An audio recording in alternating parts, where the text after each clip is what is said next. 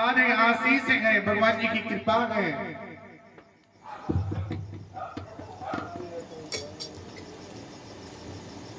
तभी एक व्यक्ति का आगमन होता है, वो भी निर्धन व्यक्ति है। जो निर्धन व्यक्ति, जो निर्धन ब्राह्मण उस वृक्ष की छाया में मिले, उसी रूप में आकर के दाखिला देते हैं। बोले क्या हमें जल चाहिए, बहुत जोरों से प्यास लगी है। प्यासे को अगर पानी पिलावे तो समझिए बहुत ही पुण्य की प्राप्ति होता है।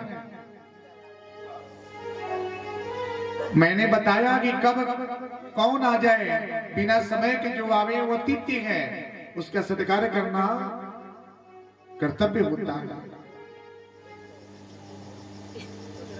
अभी आए,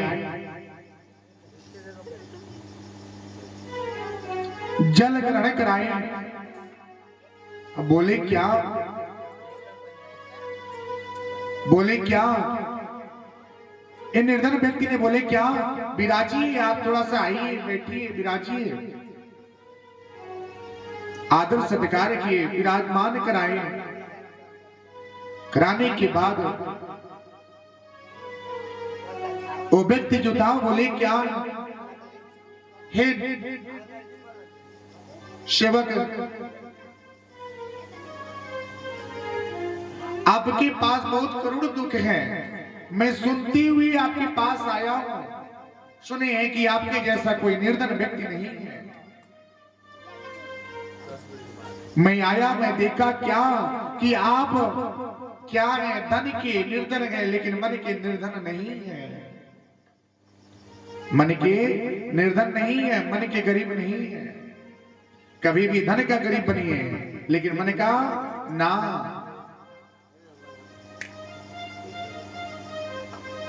अब वही व्यक्ति बोले क्या कि जाओ, ये जो प्रसाद है मैं प्रसाद देता हूं, इसे ग्रहण कीजिए, ये ग्रहण कर लेवे। ये दोनों पति पत्नी लिए ले जाकर के प्रसाद को ग्रहण लेते हैं। वो जाकर के भगवान जी के श्री चरण में अर्पित किए और बोले क्या, वो पोटरी से, पोटरी को क्या करे, प्रसार कीजिए। जो चमक हो रहा है वो क्या है, वो चमक कुछ और नहीं था, उसमें हीरे जवाहरात भरे हैं, सोने चांदी भरे हैं। वो ब्राह्मण कोई और नहीं, वो साक्षात नारायण के रूप थे। कभी भी अतिथि का सत्कार करना चाहिए। उन्होंने बोला क्या कि मैं आपकी परीक्षा ले रहा था, अब आप क्या हो जाएंगे, सुखी होंगे, आपका जीवन तृप्त होगा। वो 5 ब्राह्मण नहीं, 5 देव थे।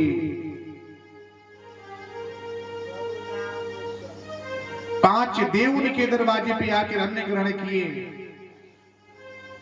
वो हीरे जो मोती से बधा हुआ था, वो बोले क्या आपने ये जो रास्ते में मिला हुआ धन है आपने हमारे श्री चरण में रख दिए हैं, इसकी जो पाप है मैंने अर्जित कर लिया है, ग्रहण कर लिया है। जो पुण्य के भागी है आप इसे क्या कर सकते हैं, अपने काम में ला सकते हैं। वो निर्धन व्यक्ति पति पत्नी वो विप्र के चरण में गिरे और बोले क्या मैं दर्शन करना चाहता हूँ, आप कौन हैं। भगवान जी ने अपना दिव्य दर्शन दिए। वो कोई और नहीं, साक्षात नारायण रूप थे।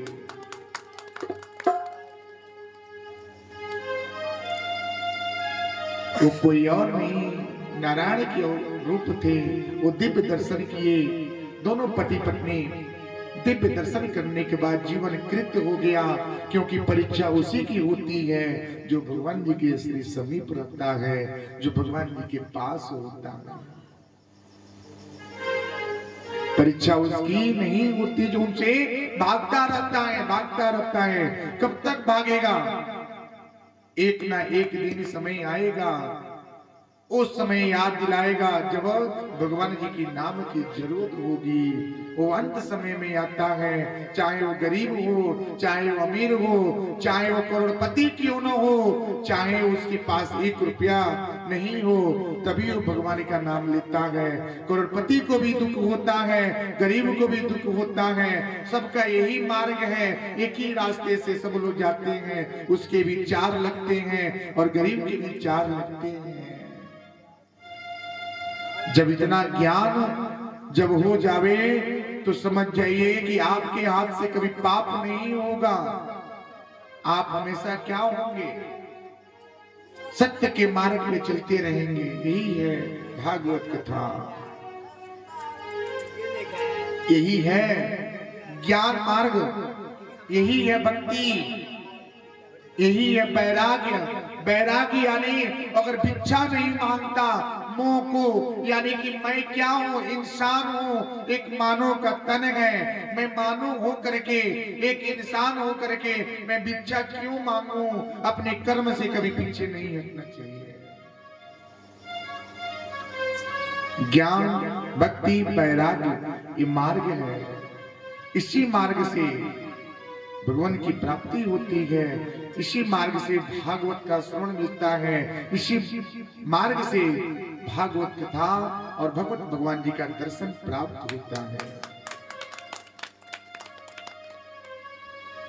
हो लेके जाना रे,